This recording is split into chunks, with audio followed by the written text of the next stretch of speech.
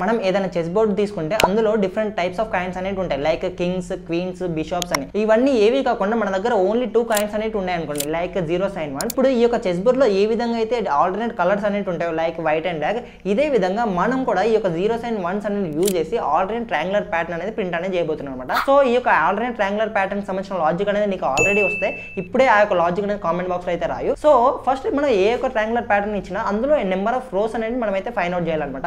So నేను ఏం చేస్తున్నా, ఇప్పుడు యూజర్ నుంచి నెంబర్ ఆఫ్ రోస్ అనేది నేను అయితే ఇన్పుట్ అనేది తీసుకుంటున్నాను అనమాట. ఈ యొక్క అవుటర్ లూప్ అనేది నేను n టైమ్స్ అనేది రన్ చేస్తున్నాను అనమాట, ఎందుకంటే మనకు ఈ యొక్క n నెంబర్ ఆఫ్ రోస్ అనేది కావాలి కాబట్టి. అండ్ నెక్స్ట్ వచ్చేసి ఇప్పుడు మేజర్ టాస్క్ ఏంటంటే ఈ యొక్క ప్రతి రోలో ఎన్ని కాలమ్స్ ఉన్నాయి అండ్ ఈ యొక్క ప్రతి కాలంలో ఆల్టర్నేట్ 0s and 1s ఏ విధంగా ప్రింట్ చేయడం అనమాట.